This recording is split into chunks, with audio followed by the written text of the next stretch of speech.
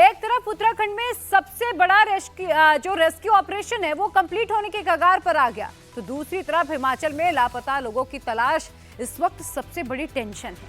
हिमाचल प्रदेश के अलग अलग जिलों में कुल 47 से ज्यादा लोग लापता हो गए। सिर्फ समेज खड्ड गांव में 35 से ज्यादा लोग मिसिंग हैं और इसकी रिपोर्ट है। समेज गांव में तबाही सबसे ज्यादा हुई। रिहायशी इलाका मलबे के ढेर में तब्दील हो गया है। सेना ने टेम्परेरी ब्रिज बनाकर सर्च ऑपरेशन तेज कर दिया। पहाड़ों में फंसे लोगों को निकालना सबसे बड़ी चुनौती है। 31 जुलाई को सैलाबी अटैक के बाद काफी लोग ऊंचाई वाले इलाकों में फंसे थे, जिनसे संपर्क कट गया था। लोगों ने जैसे तैसे खुद को तो बचा लिया, लेकिन उनका पूरा का पूरा घर तबाह हो चुका है। भारी बर्बादी हुई है और समेज खड्ड के अगर आप गांव में नजर डालेंगे तो आपको यकीन ही नहीं होगा कि वहां पर कभी घर हुआ करते थे। पूरा का पूरा जो गांव है वो मलबे में तब्दील हो गया है। लेकिन उन सबके बीच ये जो रेस्क्यू जिस तरह से किया जा रहा है, जिस तरह से सेना देवदूत बनकर लोगों के लिए मददगार साबित हो रही है, ये तस्वीरें दिल को सुकून देने वाली हैं। रेस्क्यू ऑपरेशन यहाँ पर लगातार किया जा रहा है और जब यहाँ पर ये रेस्क्यू ऑपरेशन की टीम यहाँ पर पहुँची है तो ये कुछ सामान जो है वो यहाँ पर मिला है, जो शायद किसी घर में से बहकर यहाँ पर पहुँचा है, जिसमें ये बच्चे के खिलौने हैं, छोटे छोटे बच्चे के कपड़े इसमें पड़े हैं। ये पूरा थैला जो है उन्हीं कपड़ों से भरा हुआ है। ये मेकअप किट है और यहाँ पर कुछ मेकअप का सामान है, आभूषण, कुछ गहने पड़े हैं, बाकी सारा मेकअप का सामान यहाँ पर इसके अंदर पड़ा हुआ है। तो ये सिर्फ अब चीज़ें ही यहाँ पर बची हैं, बाकी सब कुछ मलबा अपने साथ यहाँ पर बहा कर ले गया है। कुकर है और ये तस्वीरें इस वक्त आप देख रहे हैं। अगर मैं इधर आपको एक तस्वीर दिखाऊं तो ये टूटा हुआ मोबाइल भी आपको नज़र आएगा, जो अब यहाँ पर उस मलबे में बहकर आया है, लेकिन अब ये पूरी तरह से टूट चुका है, ख़त्म हो चुका है।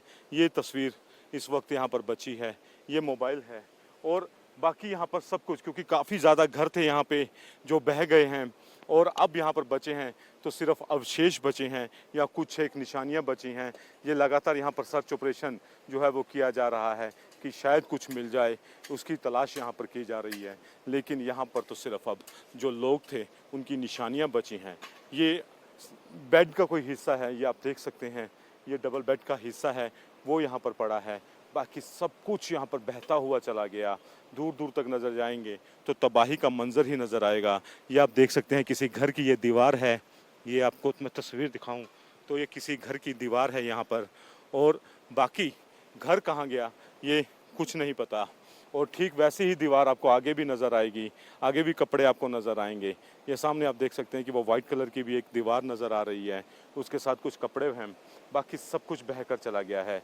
ये कटोरी जो है वो यहाँ पर अभी निकली है और यहाँ पर अब कुछ नहीं बचा है, तो सिर्फ ये तमाम चीज़ें यहाँ पर बची हैं, जो शायद किसी बच्चे के कपड़े हैं, खिलौने हैं, बाकी सब कुछ खत्म हो चुका है।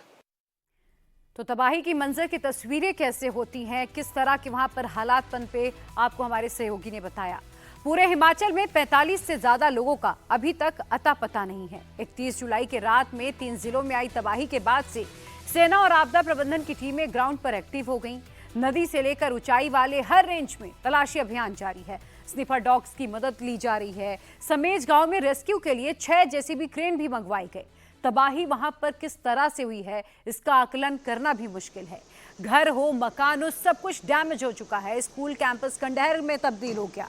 दर्जनों गाड़ियां मलबे के ढेर में बन गई हैं। हिमाचल के समेज खड्ड गांव में सबसे बड़ा रेस्क्यू चल रहा है।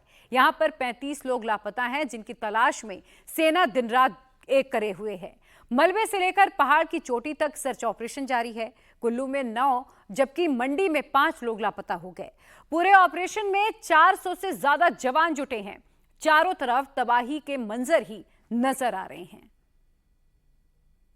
जिस रात कुदरत ने यहाँ कहर बरपाया, क्या मनुष्य और क्या पशु सबकी जिंदगी पर बनाई। इस वक्त मैं उस गांव के उस दूसरे छोर पर मौजूद हूँ। समेज गांव है, उसके दूसरे छोर पर मौजूद हूँ, जहाँ पर प्रकृति ने पूरी तरह से कहर बरपाया था। ये आप तस्वीर देख रहे हैं, ये उन लावारिस घरों की तस्वीर है, जहां पर शायद अब कोई नहीं आएगा। ये क्योंकि पूरा का पूरा गांव जो था वो उस समय जो बाढ़ आई, जो पानी आया, उसमें बहता हुआ पूरा गांव जो था वो अपने साथ लेकर चला गया जो पानी था। अब यहाँ पर सिर्फ और सिर्फ उनकी निशानियां बची हैं और काफ़ी निशानियां तो इस मिट्टी के अंदर दबकर रह गई हैं। इस वक्त हमारे साथ इसी गांव के एक शख्स हैं जिनकी गाय जो थी उस दिन एकमात्र गाय थी जो बच गई थी। उसको यहाँ पर अब पानी डालने के लिए यहाँ पर इनका ये घर है, लेकिन ये यहाँ नहीं रहते थे, ये ऊंचाई वाले इलाके में थे। किस्मत अच्छी थी तो ये बच गए। इनसे हम बात करेंगे। क्या नाम है जी आपका? रामलाल जी। रामलाल जी, ये आप यहाँ पे गाय के लिए आए हैं? हाँ जी, हाँ जी, हाँ जी। गाय पालने के लिए आए सर। तीन दिन से भूखी थी। अच्छा। हाँ जी, आज ये थोड़ा सा चलने के लिए प्रबंध हुआ तो उसके बाद में यहाँ आया जी। आप आए हैं यहाँ? हाँ जी, हाँ जी। तो यहाँ का अगर मैं स्थिति आपसे पूछूं, क्योंकि आप तो यहाँ पर रहे हैं, रहते हैं, तो क्या था यहाँ पर? कितना ये मलबा जो था कितना फुट ऊपर आ गया? ये लगभग 35 फुट तो लगभग कह सकते हैं ऊपर आ गया। हाँ जो जी। नाला था वो 35 फुट नीचे था? हाँ जी, हाँ जी, हाँ जी। अच्छा।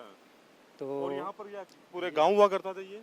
हाँ जी, यहाँ तो हम ही थे ना जी। गाँव ये यही सामने था जी, इधर को। ये सारा गांव हुआ हाँ करता जी, हाँ जी, इधर को। हाँ जी।